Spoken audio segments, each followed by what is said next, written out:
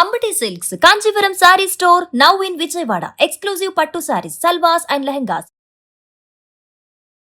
Suman TV ప్రేక్షకులకు నమస్కారం. ప్రస్తుతం మనతో పాటు ఉన్నారు సంకల్ప మందిర్ నిర్వాహకులు, ప్రముఖ జ్యోతిష్యులు బ్రహ్మశ్రీ నందిబట్ల శ్రీహరి శర్మ గురువు గారితో మాట్లాడదాం చంద్రగ్రహణం గురించి. మరి చంద్రగ్రహణం మార్చి 3న పట్టు విడుపు సమయాలు, ముఖ్యంగా ఏ ఏ రాశుల వారికి ఎలాంటి ప్రభావం ఉండబోతుంది, ఈ వివరణ అంతా కూడా తెలియజేయడానికి గురువుగారు సిద్ధంగా ఉన్నారు. మాట్లాడదాం. గురువుగారు నమస్కారం. గురువుగారు, వాగర్థ వివ సంపృక్తౌ వాగర్థ ప్రతిపత్తయే జగతః పితరౌ వందే పార్వతీ పరమేశ్వరౌ. ఆదిత్యాయ చ సోమాయ మంగళాయ బుధాయ చ గురుశుక్ర శనిభ్యశ్చ రాహవే కేతవే నమః.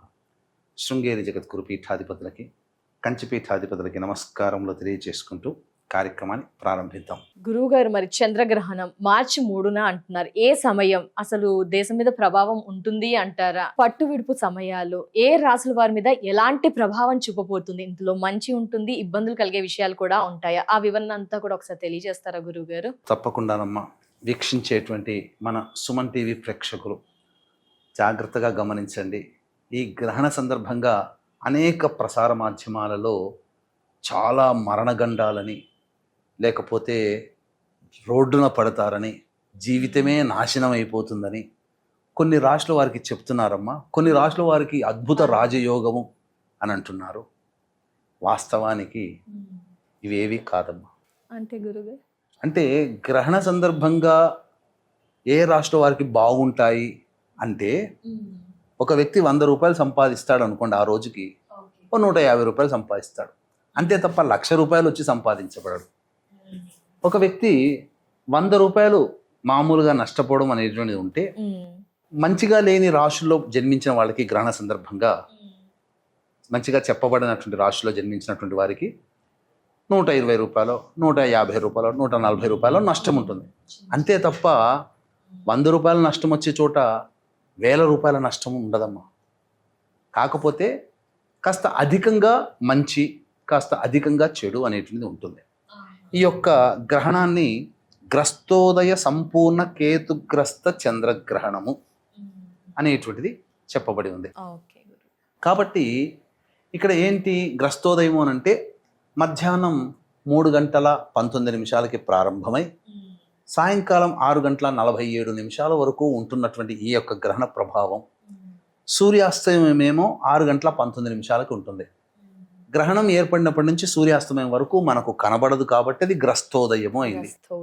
మరి నియమాలు అనేటువంటివి ప్రారంభం నుంచి పాటించాలా, చంద్రోదయం నుంచి పాటించాలా అంటే, సాధారణంగా మనకు అంతరిక్షంలో అనగా ఆకాశంలో సూర్యాస్తమయం అయిన తర్వాతనే చంద్రుడు పూర్తిగా గ్రహణం ఏర్పడినట్టుగా మనకు కనిపిస్తాడు. మధ్యాహ్న సమయంలో చంద్రుడు కనబడాడు కదా. కాబట్టి కనిపించే సమయం అయినటువంటి 6:19 నుంచి 6:47 వరకు ఆ సమయంలో పట్టు విడుపు స్నానం ఆచరించడం, దేవతారాధన చేయడం మంచిది. ఇది వైజ్ఞానికంగా మనం కరెక్ట్ చేసుకోవాల్సినటువంటి. శాస్త్ర ప్రకారము అయితే మధ్యాహ్నం 3:19 ప్రారంభమవుతుంది కాబట్టి 3:19 పట్టు స్నానం ఆచరించి ఇష్టదేవత ఆరాధన, గురువు గారు ఇచ్చినటువంటి మంత్రము, లేదా విష్ణు సహస్రనామం, శివ సహస్రనామం, లలితా సహస్రనామం, ఇలాంటి దేవాలయం అమ్మవారికి అయ్యవారికి సంబంధించినటువంటి దేవతా స్తోత్రాలు ఇవి పఠించవచ్చు. విడుపు స్నానం చేయవచ్చు 6:47. అయితే ఈ యొక్క గ్రహణము మార్చి 3వ తారీఖు రోజున పూర్వ ఫల్గుని నక్షత్రంలో కేతుగ్రస్తముగా ఏర్పడుతుంది కాబట్టి, సింహరాశిలో ఏర్పడుతుంది కాబట్టి, ఈ సింహరాశిని బేస్ చేసుకొని మిథున రాశి వారికి, తులారాశి వారికి, వృశ్చిక రాశి వారికి, మీన రాశి వారికి, ఈ 4 రాశుల్లో జన్మించినటువంటి వారికి శుభ ఫలితముగా చెప్పబడి ఉంది. తక్కిన మేష, వృషభ, కర్కాటక, సింహ, కన్య, ధనుస్సు, మకర, కుంభ ఈ రాశుల్లో జన్మించినటువంటి వారికి కాస్త ఇబ్బందికర పరిస్థితులు ఎదురవుతాయి. కాబట్టి ఈ రాశుల్లో జన్మించినటువంటి వాళ్ళు తగు పరిహార క్రియలు కానీ, ఇష్టదేవత ఆరాధన కానీ చేసుకోవాలి. దీన్ని దృష్టిలో పెట్టుకుని మన పీఠమాధ్వర్యంలో 4వ తారీఖు రోజున సాయంకాలం 6 గంటలకి ఈ మేష, వృషభ, కర్కాటక, సింహ, కన్య, ధనుస్సు, కుంభ, మకర రాశుల్లో జన్మించినటువంటి వారికి ఈ గ్రహణ దోష నివారణ పూజల హోమాలు జరిపించి శక్తిపాతం చేసినటువంటి కరుంగలి మాల ఇవ్వడం జరుగుతుంది. అవకాశం ఉన్న వాళ్ళు స్క్రీన్పై కనిపిస్తున్న నెంబర్కి కాంటాక్ట్ చేసి 4వ తారీఖు సాయంత్రం 5 గంటల లోపల మీ గోత్రనామాలు నమోదు చేసుకోవచ్చు. ఇక ఈ యొక్క పుబ్బ నక్షత్రంలో ఏర్పడుతుంది కాబట్టి అనుజన్మ తారులైనటువంటి పుబ్బ, పూర్వాషాఢ, అలాగే భరణి నక్షత్రంలో జన్మించిన వాళ్ళకి కూడా దోషప్రదమే. ఈ 3 నక్షత్ర జాతకులు సింహరాశిలో జన్మించినటువంటి వాళ్ళు గ్రహణాన్ని చూడకూడదు. గర్భిణీ స్త్రీలు మనకు పాతకాలం ఆచారంలో చెప్పినట్టుగా అదేదో ఈ మధ్య కాలంలో వచ్చింది, కానీ వాస్తవానికి దేవతా ఆరాధన చేసుకుంటూ హాయిగా ఉండవచ్చు. నిద్రపోకుండా ఉంటే మంచిదమ్మా. గర్భిణీ స్త్రీలు అలాగే ఈ యొక్క గ్రహణ సందర్భంగా ఎటువంటి దురాచారాలు అంటే కటింగ్ చేసుకోవడం, గోర్లు తీసుకోవడం లాంటివి, ఎదుటి వాళ్ళతో దుర్భాషలు ఆడడం కానీ, అలాగే ఈ గ్రహణ సందర్భంగా ఈ సంబంధించినటువంటి నిర్ణయాలు, గొప్పవైన నిర్ణయాలు అంటే డబ్బులు ఇవ్వడం కానీ, లేకపోతే వ్యాపారం ప్రారంభం చేయాలనుకుని కానీ, మనం ఏందో ఫ్యూచర్ ప్లాన్లో ఏం చేయాలనుకుంటామో అటువంటివి శుభమైనటువంటి నిర్ణయాలు తీసుకోకుండా ఉంటే మంచిది. ఆ సమయాల్లో మాత్రమే గురుగారు. ఈ గ్రహణ వేధ అనేటువంటిది చంద్రగ్రహణానికి 3 జాముల ముందు కాబట్టి ఉదయం 9:19 నుంచి ప్రారంభమవుతుంది. కాబట్టి ఈ నియమాలన్నీ కూడా మద్యపానము, ధూమపానము, మాంసాహారము, దాంపత్యము ఇవన్నీ కూడా ఉదయం 9:19 నుంచి మనం ఆచరించకూడదు. ఇక భోజనం ఎప్పుడు చేయాలండి అని అంటారు. ఉదయం 11 లోపల గనక భోజనం చేస్తే 3 గంటలకల్లా కడుపులో ఉన్న ఆహార పదార్థం జీర్ణమవుతుంది. బాలురకి, వృద్ధులకి, అనారోగ్యగ్రస్తులకి ఇవి నియమాలు చెప్పబడలేదు. కాబట్టి 11 లోపల భోజనాది కార్యక్రమాలు చేసుకుంటే చాలా మంచిది. గర్భిణీ స్త్రీలు తినొచ్చా గురువు గారు? తినవచ్చునమ్మా, తప్పులేదు. కానీ ఆ గ్రహణం ఉండే సమయంలో మాత్రం కాస్త జాగ్రత్తగా బయట తిరగకుండా ఉంటాయి. ఎందుకంటే మనకు విషవాయువులు మన భూమి మీద రాకుండా ఓజోన్ పొర కాపాడుతుంది. కానీ గ్రహణ సందర్భంలో ఓపెన్ అవుతుంది. అయినప్పుడు కొంత విషవాయువులు చాలా మటుకు మనం భూమి మీద ప్రసరిస్తాయి. కాబట్టి మనం తినే పదార్థాలలో ఈ యొక్క సంబంధించినటువంటి దర్భలు వేసే అలవాటు మనకు. అందుకనే దర్భలు అనేటువంటివి చేయాలి. దర్భలు అనేటువంటివి మంచినీటిలో కానీ, ఊరగాయలు పెట్టుకునే వాటిలో కానీ, నిలువ ఉన్న పదార్థాల్లో కానీ, బియ్యంలో కానీ ఇది చేయాలి. అలాగే దేవతా చిత్రపటాలు అనేటువంటివి మనము ఆ రోజున దేవతా పూజ యథావిధిగా చేసుకోవచ్చు. ఆ దేవతా చిత్రపటాల్లో అక్కడక్కడ దర్భలు, గరిక పోచలు పెడతారు తప్పమ్మ, దర్భలు ఆ దేవతా చిత్రపటాల దగ్గర పెట్టవచ్చు. అలాగే ఇంటి మధ్య హాలులో షట్కోణము కానీ, చతుర్భుజము కానీ, చతురస్రాకారం కానీ ముగ్గుపిండితో వేసి మధ్యలో దర్భపుల్లలు ఉంచితే సరిపోతుంది. ఆ విషవాయువులన్నీ కూడా ఇంట్లో అనేటువంటివి ప్రసరించవు. ఇల్లంతా కూడా గాలి అనేటువంటిది చొరబడకుండా ఆ గ్రహణ సందర్భంగా 3:19 నుంచి 6:42 మధ్యకాలంలో గాలి చొరబడకుండా విషవాయువులు మన ఇంట్లోకి రాకుండా మనం మెయింటైన్ చేస్తే చాలా మంచిది. అనవసరంగా బయట తిరగకుండా ఉంటే మంచిది. అతినీళ్ళ లోహిత కిరణాలు అనేటువంటివి ప్రసరిస్తాయి. కాబట్టి భవిష్యత్తులో అది చర్మ వ్యాధులు కానీ ఉంటాయి. కాబట్టి చెప్పినటువంటి రాశుల్లో జన్మించినటువంటి వాళ్ళు అనగా మేష, వృషభ, కర్కాటక, సింహ, కన్య, ధనుస్సు, కుంభ, మకర ఈ రాశుల్లో జన్మించినటువంటి వారు, పుబ్బ, పూర్వాషాఢ, భరణి నక్షత్రంలో జన్మించినటువంటి వారు ప్రధానంగా ఇష్టదేవత ఆరాధన అనేటువంటిది చేసుకుంటే చాలా మంచిది. పట్టు విడుపు స్నానం అనేటువంటిది గ్రస్తోదయం అనగా 6:19 నుంచి పట్టు స్నానము, 6:47 విడుపు స్నానం చేయవచ్చు. దానాది కార్యక్రమాలు ఈ మధ్యకాలంలో అనగా 6:19 నుంచి 6:47 మధ్యకాలంలో దానాది కార్యక్రమాలు చేయవచ్చు.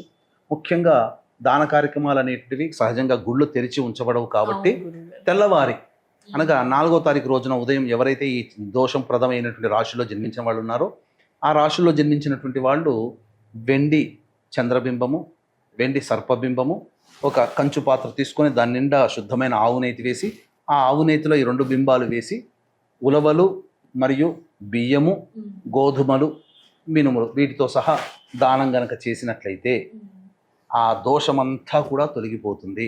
ఇక అన్నిటికంటే ప్రధానంగా కొంతమంది మత సాంప్రదాయం శిష్టాచారంగా ఉన్నటువంటి వాళ్ళు సాంప్రదాయవాదులు, ఉపాసన పరులు 3:19 నుంచే పట్టు స్నానము, 6:47 విడుపు స్నానం ఆచరిస్తారు. ఈ సమయం అంతా కూడా చాలా ప్రభావవంతమైనది. మనం బయట 100 సార్లు శ్రీరామ అంటే వచ్చే ఫలితం ఇక్కడ గ్రహణ సమయంలో ఒక్కసారి పఠిస్తేనే వస్తుంది.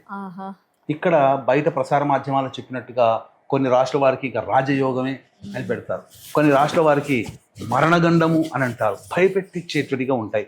కాబట్టి ప్రేక్షకులారా, ఇటువంటి గ్రహణ సందర్భంగా గ్రహణం అనేటువంటిది అంతరిక్షంలో ఏర్పడేటువంటి ఒక అద్భుత దృశ్య కావ్యం.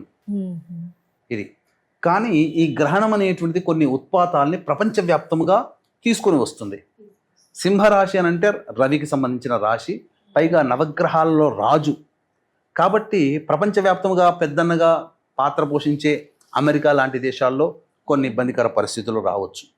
అంతేకాకుండా కొత్త యుద్ధాలు ప్రారంభమవచ్చు, ఆల్రెడీ యుద్ధాలు జరుగుతున్న వాటి ఉధృతం అవ్వచ్చు. ఇప్పుడు America, Iran, Ukraine, Russia, Afghan, Pakistan, ఇలా చైనా, తైవాన్ ఇలాంటివి చెప్పబడ్డాయి కదమ్మా. ఈ దేశాల మధ్యన యుద్ధ ప్రారంభ చర్యలు మీరు గమనిస్తున్నట్లయితే దేశాధ్యక్షులు మరణించే అవకాశాలు ఉంటాయి.